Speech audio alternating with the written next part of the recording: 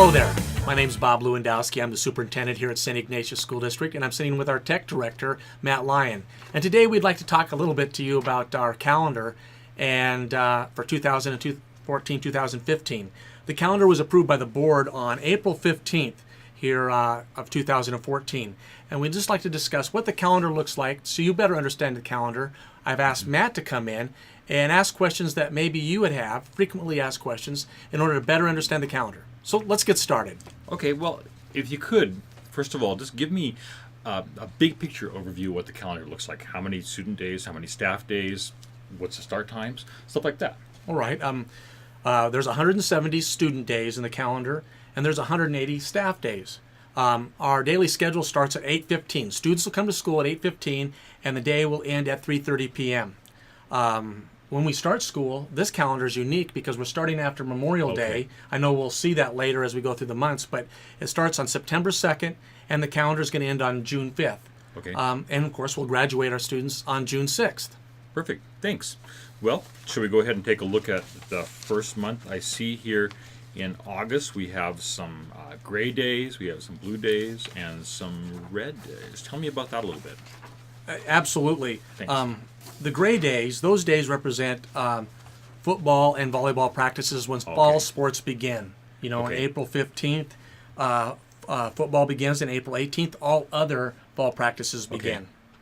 Yeah. The blue days, they represent days that are scheduled for professional staff that may be substituted for state professional development later on in the calendar on August 16th and 17th. Optional PIR day. They are optional. So that's for teachers. Those blue days are for teachers. They're optional PIR days or staff development days. Okay, good.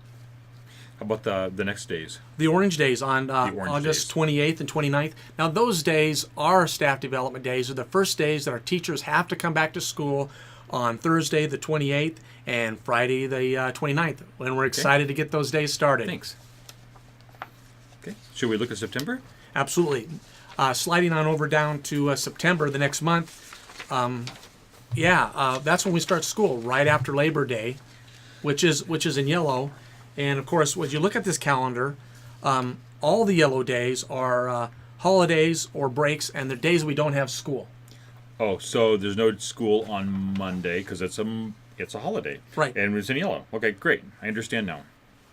And the day the second, September 2nd, is highlighted because that is the first day of school starting for us right here at 8:15 a.m. Now I noticed that Friday is green. What does that mean? The green days are days that are partial days, and those days have been in place for years and years. In fact, they're part of our collective bargaining unit agreement, in that school will end at 2:15. So the day will start at 8:15 and will end at 2:15. Once again, those are collective bargaining unit days, and they're days that we don't have a choice as far as when school ends. Days that we just have to close school at 2:15 or earlier. Been that way as long as I've been here. I remember coming in my very first day of working on setting schedules. It was like, wow, we get out at 2:15 on Friday? Cool. Anyway, thanks. What about the 12th? That's in a different color. That's in purple. Well, those are school improvement half days. Okay. And these happen the second Friday of every month. So on the second Friday of every month, you can expect school will dismiss at 12:30 p.m.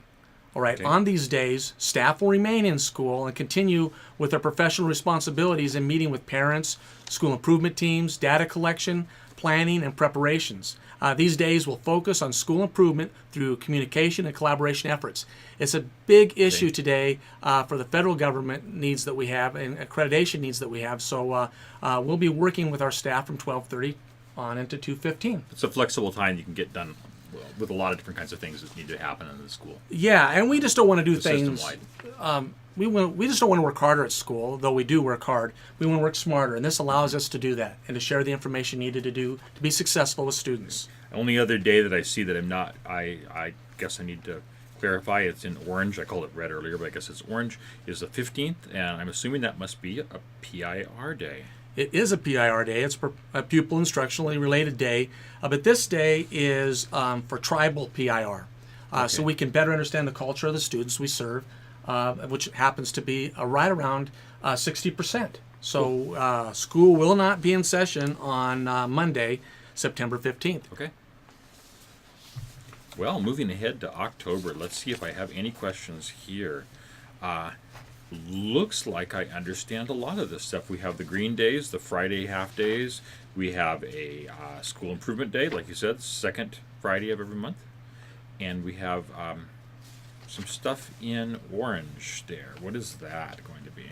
Yeah, those orange days, once again, are PIR days, or as I said earlier, pupil instructionally related days, or professional development days. On these particular days, the teachers get out of school to go to the state teachers convention. Now, all schools in the state of Montana will not have school that day in order for teachers to be able to attend the state teachers convention, which will be held in Helena, I believe, next year. Oh, okay. Great.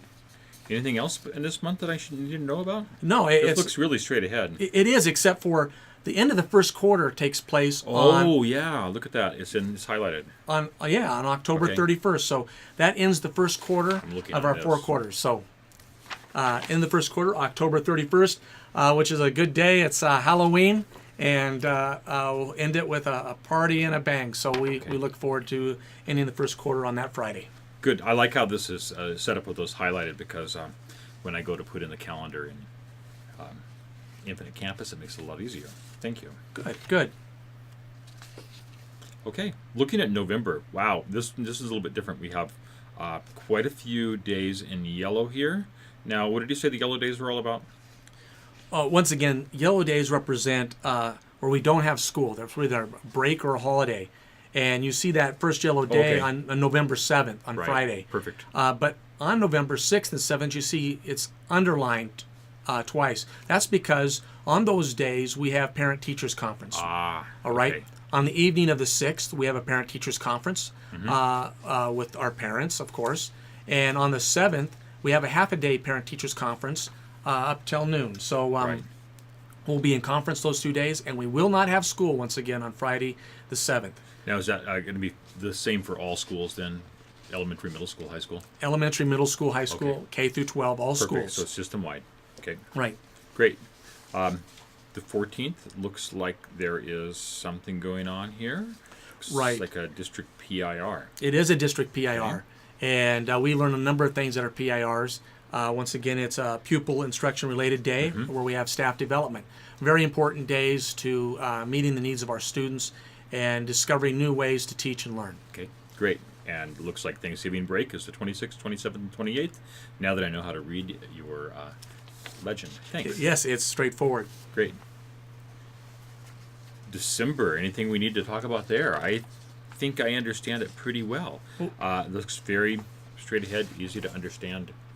We have a normal Friday, early release, another normal Friday, but down here we have the School Improvement Day on the 12th.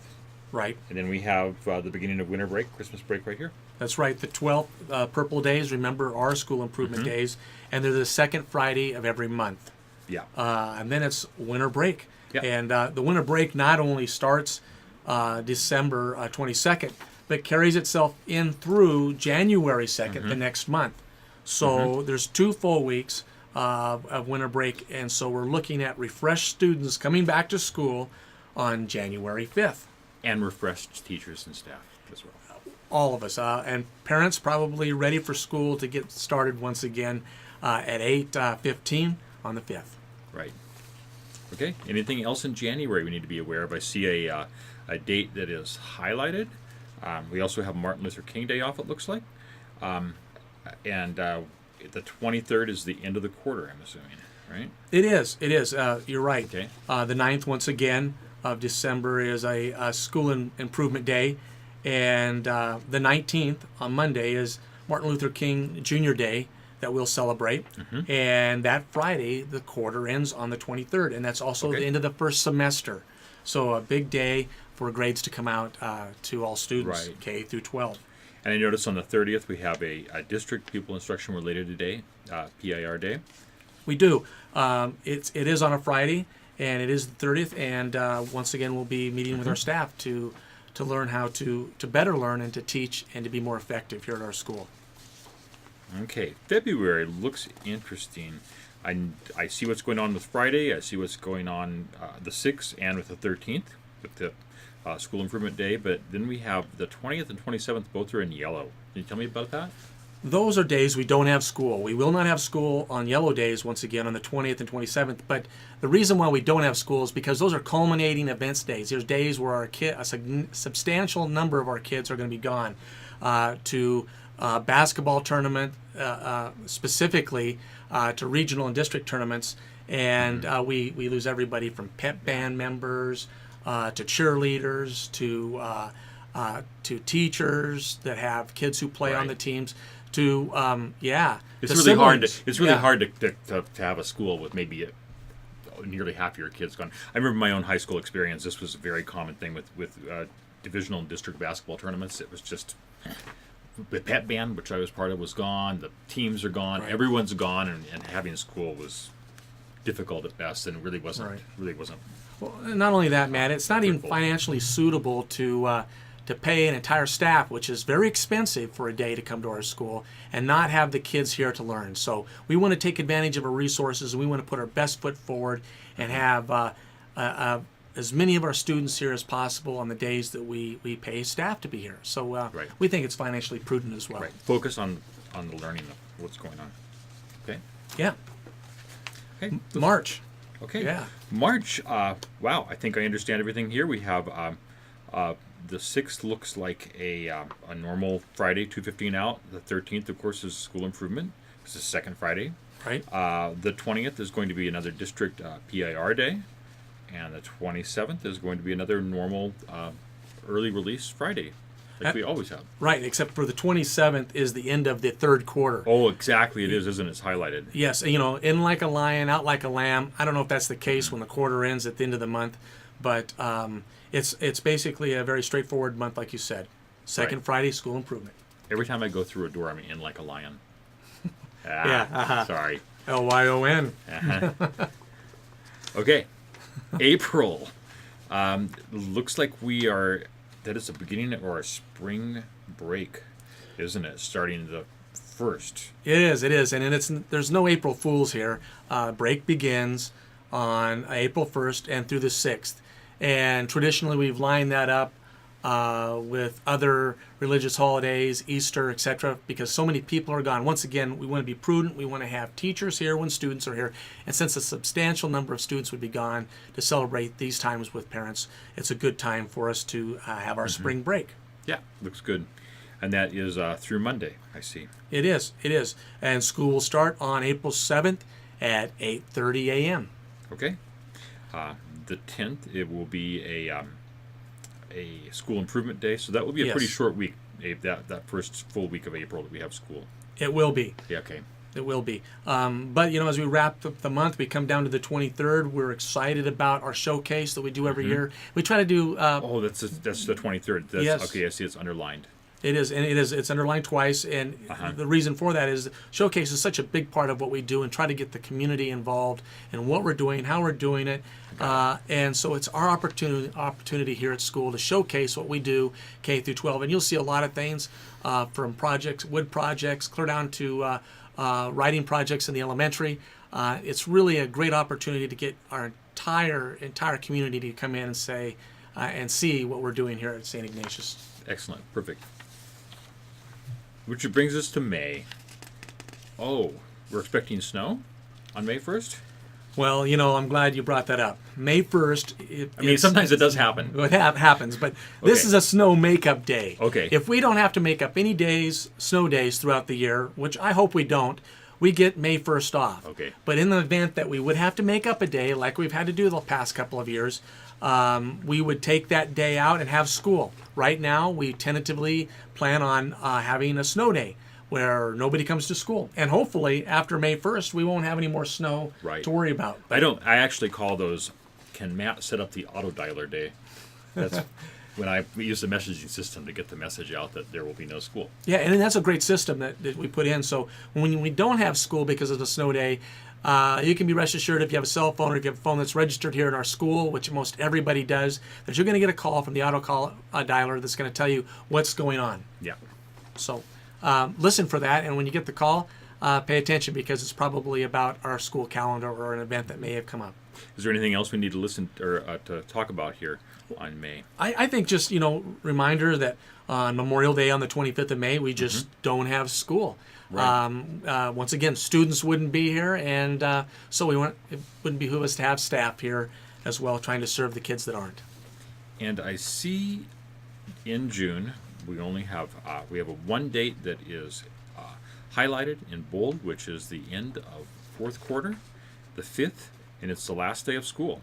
Yeah, it's the last day of school. Everybody's excited about that day. It's the end of the second semester. And what's really great is on June 6th, the following day, we get to celebrate all of our seniors that have graduated, that have moved through our system. So it was an exciting day. Yeah, it is. Thank you. I understand this a lot better now. I hope so. I hope it helps everyone better understand our calendar. If you have any questions, just come back to this podcast, take a look at this again.